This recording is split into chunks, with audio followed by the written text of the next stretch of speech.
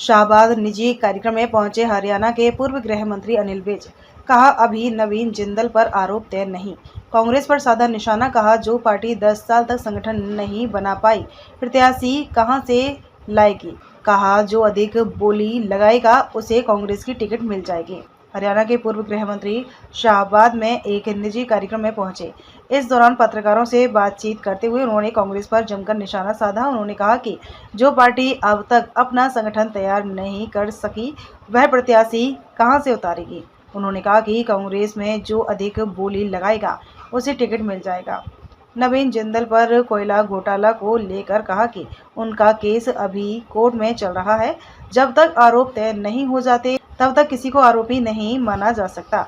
अगर आने वाले समय में कोर्ट का कोई फैसला आता है, तब आगे क्या निर्णय लेना है वह पार्टी देखेगी। सुशील गुप्ता द्वारा खेतों में फसल काटे जाने के सवाल पर बोलते हुए कहा कि मुझे नहीं पता कि उन्होंने इससे पहले कभी फसल काटी है या नहीं, लेकिन उनके नेता राहुल गांधी भी इस तरह की हरकतें करते रहते हैं। कभी वह मैकेनिक बन जाते हैं तो कभी किसान। राहुल गांधी को पता है उनकी राजनीति की दुकान तो बंद हो गई है, इसलिए वह देखते हैं कि आगे क्या करना है। दुष्यंत चौटाला पर बोलते हुए कहा कि जब तक वह हमारे साथ थे तब तक वह भी कहते थे कि 400 पार, लेकिन अब जब अलग हो गए तब उनके बोल बदल गए हैं। हरियाणा में अवैध शराब की बिक्री होने के सवाल पर कहा कि मैं तो सब कुछ छोड़ छाड़ कर आ गया हूं। अब इस बारे में जो भी जवाब देना है वह मुख्यमंत्री नायब सैनी या मनोहर लाल खट्टर को देना है। यहाँ पे इन्होंने आइलेट्स का और इमिग्रेशन का स्टडी वीसा इन्होंने, और अच्छा चलेगा। बहुत बड़ा परिवार, परिचित परिवार है और बहुत इनका संपर्क है।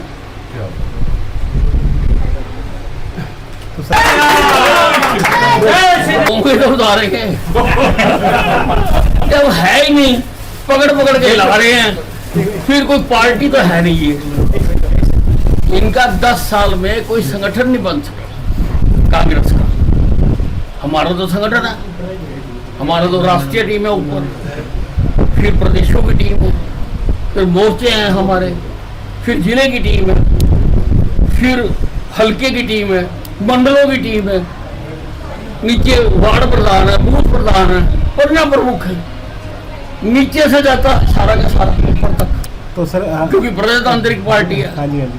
तो इनमें तो बोलियां लग रही हैं, जो ज्यादा बोली देगा वो ले लेगा। तो सर मैं अपने हल्के में, मेरा जिम्मेदारी है, मैं वहां से पूरी ताकत लगा। सर सुलझे देखिए, राजनीति में आदमी चाहे जो भी हो, पर उसको भाषा का ठीक प्रयोग करना चाहिए। और महिलाओं के बारे में जो उसने भाषा का प्रयोग किया, गिरे से गिरा आदमी भी नहीं कर पाएगा भाषा का। और वो मंच पे खड़े होके अपने आप को बताना चाहते हैं, और इतनी बार राजनीति में वो भी रहे हैं, उनके फादर भी रहे हैं, तो वैसे नहीं। आपने कटाक्ष करिए, विपक्ष का काम है कि वो कटाक्ष करे, लेकिन मर्यादा में रहे। जब हिमाचल में चुनाव हुआ था और कांग्रेस जीती, वहां ईवीएम नहीं थी, इनका एक भी लीडर नहीं बोला।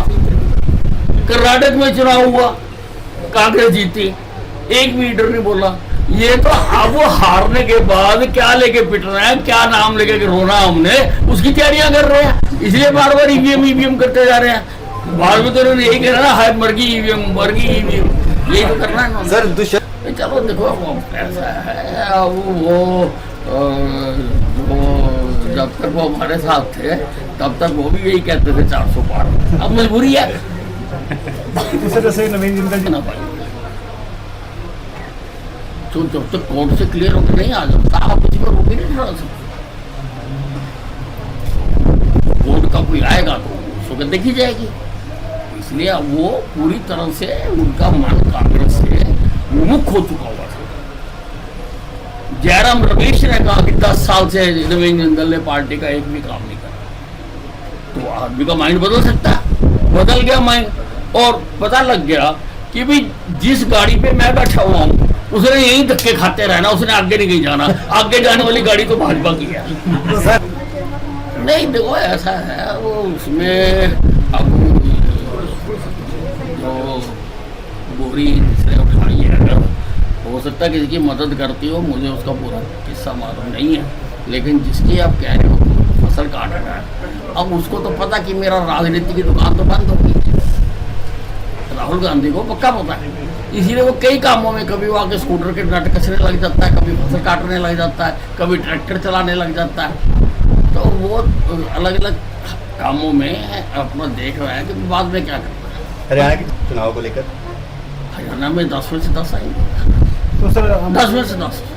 सर अम्बाला आप देखिए ऐसा है, मैं तो आपके सामने सब कुछ छोड़ के आ गया है, इसलिए मेरा कहना तो ठीक नहीं कुछ भी, जो जवाब देंगे वो मनोहर लाल जी देंगे, जहाँ दुष्यंत जी देंगे, जहाँ जो अब हमारे मुख्यमंत्री बने